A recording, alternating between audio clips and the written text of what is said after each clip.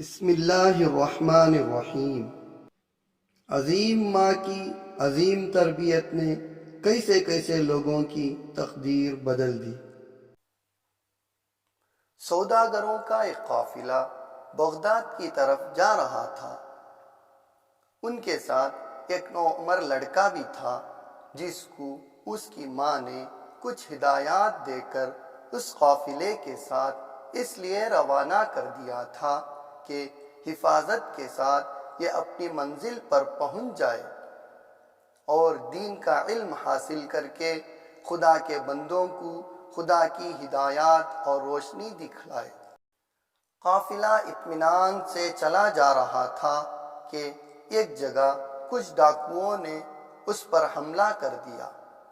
قافلے والوں نے اپنا مال و اسباب بچانے کے لیے بڑی بڑی چالیں چلیں کہ کسی طرح ان ڈاکوؤں سے اپنا کچھ مال بچا لیں، لیکن ڈاکو نہ ان کی چال میں آئے اور نہ ان کی رحم کی اپیلوں سے ان کے دل نرم ہوئے۔ قافلے کے ایک ایک آدمی سے انہوں نے سارا مال چھین لیا۔ ڈاکو جب اپنا کام کر چکے تو ان میں سے ایک ڈاکو نے اس غریب اور پریشان حال بچے سے پوچھا، اے چھوٹے میاں، تمہارے پاس بھی کچھ ہے؟ اس لڑکے نے جواب دیا، جی ہاں، میرے پاس 40 دینار ہیں۔ ڈاکو تعجب سے پوچھا، تمہارے پاس 40 دینار ہیں؟ ڈاکو کو یقین نہ آیا اور سوچا کہ اس خستہ حال اور غریب کے پاس بھلا 40 دینار کہاں سے آئے ہوں گے، اور ہوتے بھی تو ہمیں کیوں بتاتا۔ ڈاکو نے اس عجیب و غریب لڑکے کو اپنے سردار کے پاس لے گیا۔ ڈاکو کہنے لگا، سردار، اس لڑکے کو دیکھیے، کہتا ہے کہ میرے پاس 40 دینار ہیں۔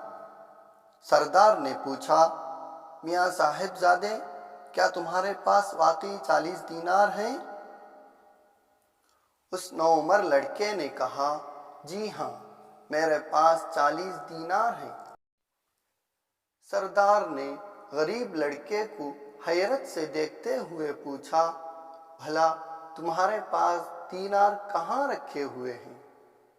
لڑکا کہنے لگا، جی میری کمر سے ایک تھیلی بندھی ہوئی ہے، اس میں ہے۔ سردار نے کمر سے تھیلی کھولی، دینار دیکھے، پھر دینار گنے، واقعی 40 دینار تھے۔ سردار حیرت سے کچھ دیر اس غریب لڑکے کو دیکھتا رہا، پھر پوچھا، صاحب زادے، تم کہاں جا رہے ہو؟ لڑکے نے کہا، میں دین کا علم حاصل کرنے کے لیے بغداد جا رہا ہوں۔ سردار نے کہا، کیا وہاں تمہارا جاننے والا کوئی ہے؟ لڑکے نے کہا، جی نہیں، وہ ایک اجنبی شہر ہے۔ میری امی نے مجھے 40 دینار دیے تھے کہ میں وہاں اطمینان کے ساتھ علم دین حاصل کر سکوں۔ اس اجنبی شہر میں میری ضروریات کا کون خیال کرے گا، اور کیوں کسی کا احسان اٹھاؤں؟ سردار بڑی دلچسپی اور حیرت سے اس لڑکے کی باتیں سن رہا تھا۔ اس کی سنجیدگی بڑھتی جا رہی تھی اور وہ سوچ رہا تھا، اس نوعمر لڑکے نے یہ رقم چھپائی کیوں نہیں؟ اگر یہ نہ بتاتا تو میرے کسی ساتھی کو گمان بھی نہ ہوتا کہ اس پریشان حال اور مفلس لڑکے کے پاس بھی کچھ ہو سکتا ہے۔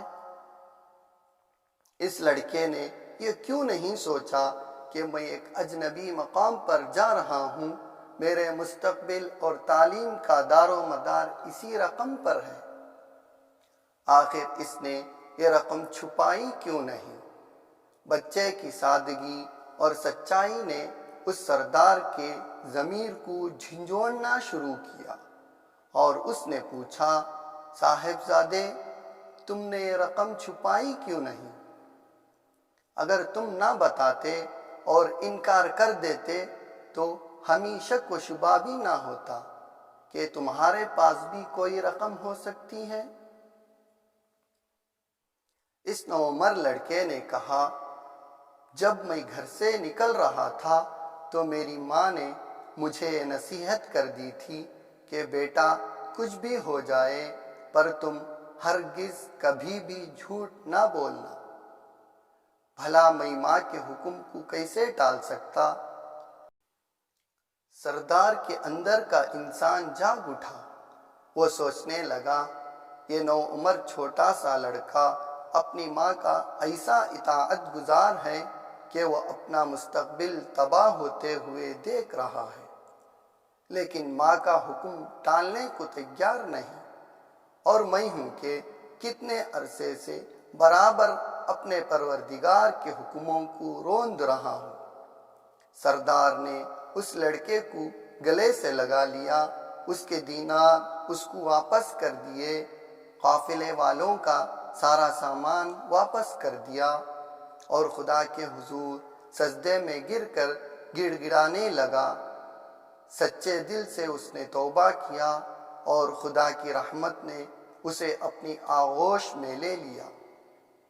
یہ ڈاکوؤں کا سردار پھر اپنے وقت کا ایک زبردست ولی بنا اور خدا کے بندوں کو لوٹنے والا، خدا کے بندوں کو دین کی دولت تقسیم کرنے والا بن گیا۔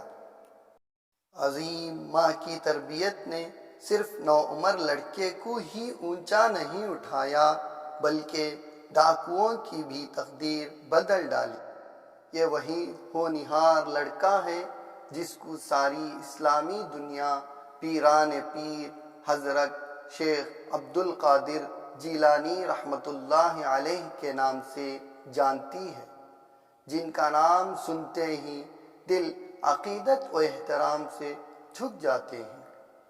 ایک عظیم ماں کی تربیت ہی تھی کہ لوگوں کی تقدیر بدل ڈالی۔ اس واقعے کو بکھرے موتی جلد نمبر 7 میں حضرت مولانا یونس صاحب پالن پوری رحمہ اللہ نقل کیے ہوئے ہیں۔